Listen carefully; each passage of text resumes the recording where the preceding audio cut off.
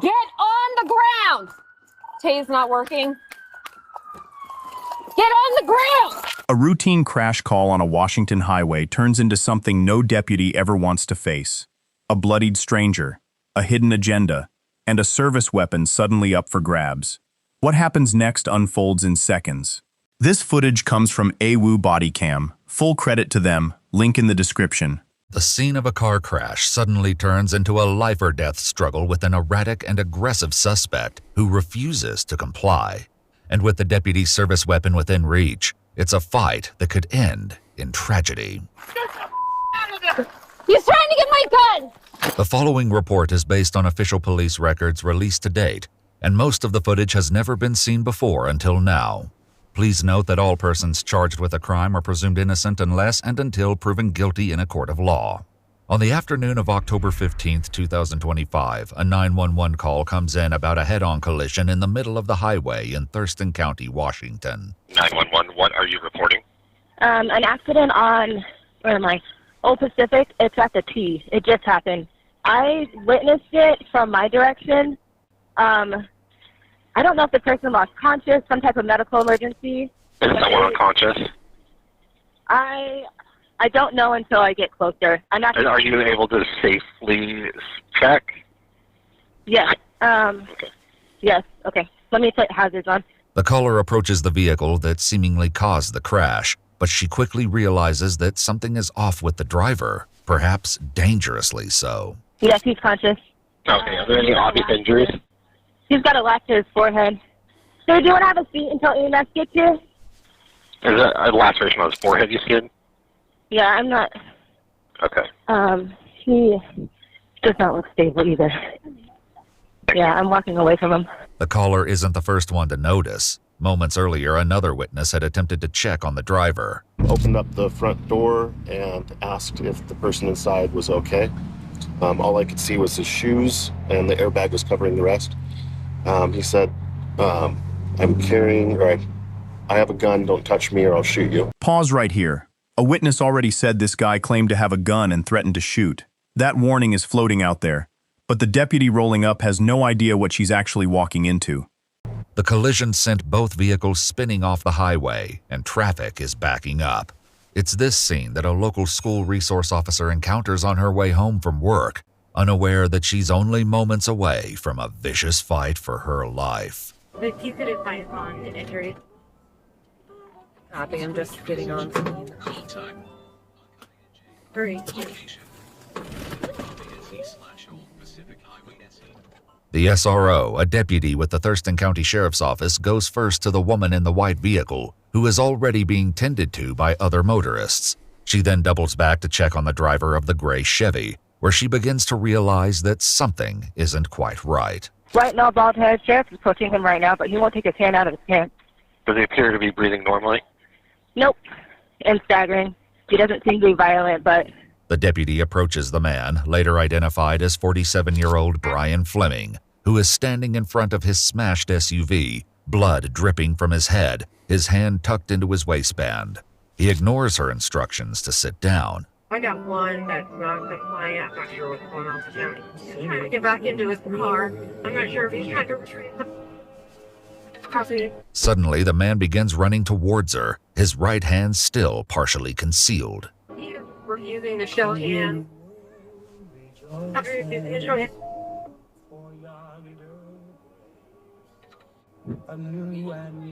As the deputy draws her taser, her body cam is automatically activated. Be advised, he just charged at me, then just ran back into the car. He can't go anywhere. It's missing a wheel. Where's my closest unit? Backup is speeding to the scene, but as the situation deteriorates, the question is whether they can get there in time. Why don't you have a seat, sir?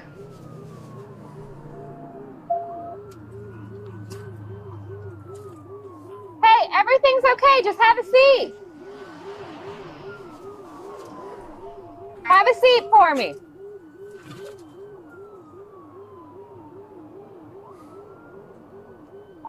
He's in and out of the car, looking around, not making any aggressive movements right now, but not complying with my verbal commands. Hey, why don't you have a seat? But as her colleagues dodge traffic and race around corners, this tense scene is about to spiral into violent chaos. Have a seat for me, sir. Watch his hand. It keeps drifting toward his waistband. He's in and out of that car, ignoring every command. She's alone. Backup is minutes away, and civilians are within reach. This is the calm before it snaps.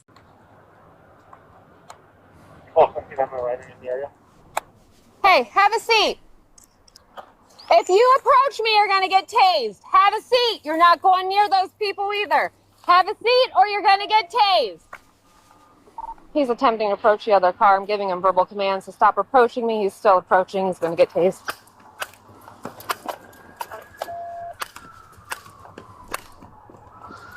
Get on the ground.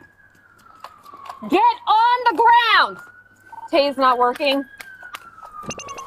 Get on the ground. Get on the ground now. He's trying to get my gun. He's trying to get my gun.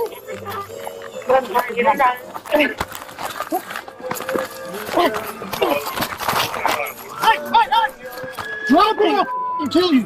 Drop it up and kill you. He doesn't. I'm already dead anyway, man.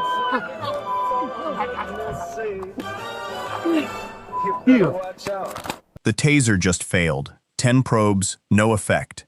Now she's in a ground fight with a man 7 inches taller, 70 pounds heavier, and reportedly, a brown belt in jiu-jitsu.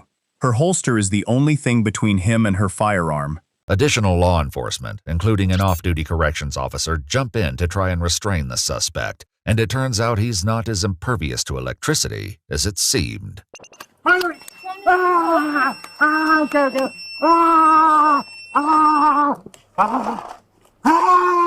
Put your hands behind your back right now. Put your hands behind your back. I'm gonna tase you. Put your hands behind your back. Hands behind your back, motherfucker.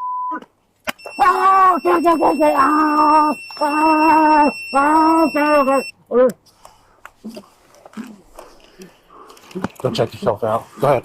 With suspect Bryan Fleming finally in handcuffs, it will now be up to investigators to find out exactly how this incident, which started as a car crash, turned into a violent struggle for survival.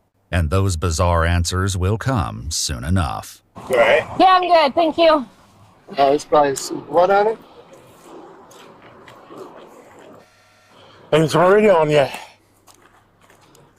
Radio on Paul 86 taser deployed on the subject, and he's detained now.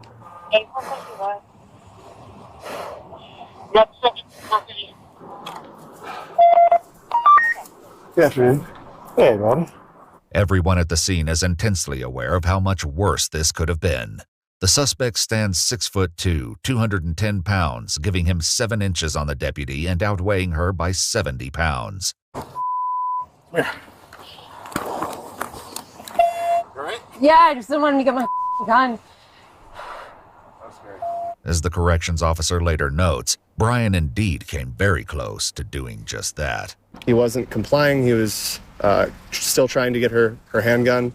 So I started impacting the back of his head with the muzzle of my gun, telling him to stop or I was going to have to shoot him. I was fighting for an angle and watching her holster because he was trying to break the retention on her holster. And if the retention broke, I was going to have to shoot. So I was looking for an angle where I could do that safely. Listen to that corrections officer. He was seconds from firing because the holster retention was almost broken. That's how close this came to being a fatal encounter. For her, for him, or for both of them. It will later come to light that Bryan had hidden advantages. In addition to his size, he holds a brown belt in jiu-jitsu. How you doing? Good? Yeah, How you feel? like a little bit. Yep. So You did fantastic for somebody of that size. Absolutely fantastic. And he's super intoxicated. I can just smell it pouring off of him. I mean, I bet you at least 4 or 5 of my palms hit him. Oh yeah, because I could feel it. I'm sitting there like take him down and everything. I'm like, oh yeah. When another officer finds the deputy's taser, he notes in his report that it was completely empty, meaning all 10 probes had been deployed. When investigators later speak to Bryan himself, They get some surprising answers about what happened on the highway today. Was any force used on you by an officer? Yes. Okay. Can you explain what kind of force was used against you? What happened? It's a blank. I don't know. Bryan tells investigators that he was diagnosed bipolar at the age of 18, but hasn't been taking the proper medications. Instead, he takes Adderall. Do you think that there's anything you could have done differently in the situation? Yeah. You said, yeah? What's that? I don't know. I mean, yes, I should have done something better. But I thought I was being chased, so. Investigators reach out to his wife, who says he's been struggling in recent days with paranoia, turning off the lights in their home and making her and the children hide from people he believed were out to get him. She says he left the house that morning to get eggs and never returned. Do you know if the officer gave you any verbal warnings? Did you hear them yelling at you? Yeah. You said yes? Mm-hmm. Do you remember what they said? I don't. Okay. There's a lot that I don't recall. Okay. I had just started a new medication, too. He doesn't specify the medication, but he does admit to drinking 7 bottles of NyQuil that day in an effort to fall asleep. But while that could possibly shed light on the accident, it doesn't quite explain what motivated the incident with law enforcement. He's trying to get my gun! Get out, motherfucker! Bryan tells police that his sole reason in reaching for the deputy's weapon was so he could use it on himself. Whether or not that's the whole truth, the deputy is surely fortunate not to find out. Let me take a look. I still want to get my gun. Nope, you did awesome. You're fine.